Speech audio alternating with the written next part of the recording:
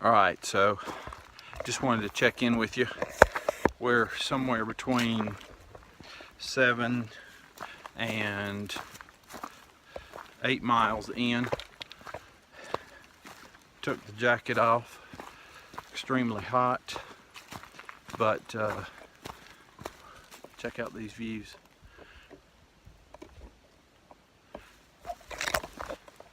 I got so overly excited with the thru-hikers that I blew about, I don't know, 45 minutes to an hour with them, and now I'm running behind. I was hoping to be off the trail by somewhere between 3 and 4, and now all of a sudden it's 4 and 5. So just got super excited about talking to the thru-hikers. I was asking them all the questions. You know, how much is your pack weigh? And, you know, I guess from an average, they probably were in that upper 30s range. And they talked about, you know, they like to pack a whole lot more when it's close to empty on food versus when it's full. They've just resupplied. But most of them were young, headed back to school. A couple of them have already kind of called ahead and put in applications for little mediocre jobs, but always exciting to meet and speak to them and ask them questions about through hiking and stuff like that. Let me show you this wall out here that was obviously trail constructed. I don't know if you can see that or not, but we appreciate the Conservancy for doing that kind of stuff for us, to hold the trail actually in itself, because as you can see behind me here is a good sized runoff. Looks like it comes right down here and would easily wash the trail on down and off here. You can see down there. But yeah, so I was asking them about their gear, and one of them had the Osprey. It was either a 53 or 58. I thought he said 53, but one of them had the ULA backpack. One had the Z-Packs, the girl did, and it looked weathered, to say the least.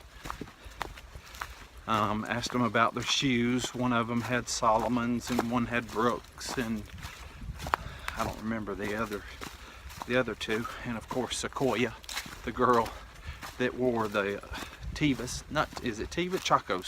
Chacos all the way from Maine. Unbelievable. So I had just come in behind them there at the shelter where they were breaking for lunch, and all you could see was the tortillas and a variety of mayonnaise and tuna and cheese and butter and peanut butter, and I mean, you name it, buddy, they were eating it. Different types of stuff, and had 2 or 3 different types of food. You know, obviously it's all about trail hunger out here. They had all said they had about 3 pairs of shoes for the hike. Had to switch out.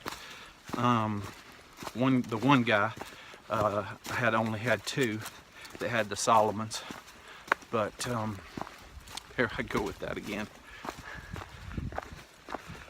Just a great time spent with them, asking them about the trail and their adventures. And one of the girls said that they had heard wild pigs last night at the shelter. They had said, I think the majority of them tried to camp at the shelters. Dakota, get some water. Come on, up here. Get some water. Sorry for that, but any chance we get for a water source. Obviously, I'm having him drink. Just means that much less I have to carry. But these are your little mountain streams. I don't know if you can make that out trickling down off of there or not, but it goes up.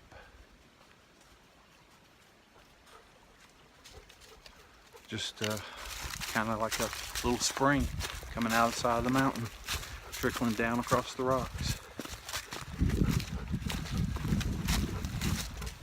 Just another one of God's gifts to us, provisions.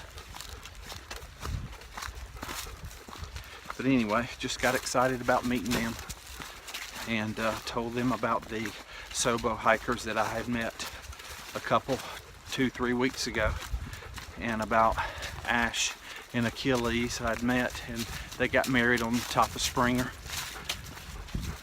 And I may have already said this in the previous video, but what blew my mind was one of the guys told me that there's another 200 or 300 still coming.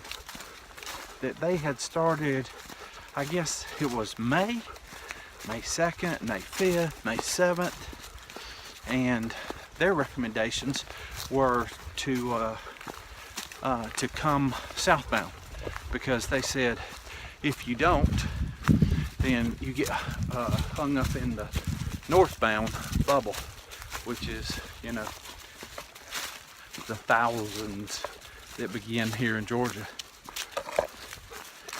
And, you know, they said unless, you know, you just like that, being around, you know, 50, 60, 75 people at every shelter, and, you know, maybe finding a campsite or not just makes it a little more difficult. But just wanted to share that with you. Had a little break in the trail, so I thought I would take a minute while I was walking to just tell you about that experience. You know, I'm out here dreaming about the through hike, and then you meet all these individuals and you're able to ask them the questions, and you know, they're fresh on the trail, finishing up, got another 30 miles. So obviously you can get the information you need to know from those individuals.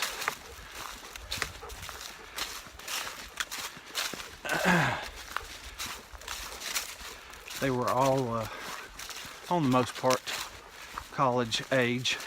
Some of them were going back to college, and a couple others, like I said, had little job things they had figured out. But anyway, just great times. Wanted to share that with you. Here's a great bridge view as we're walking along.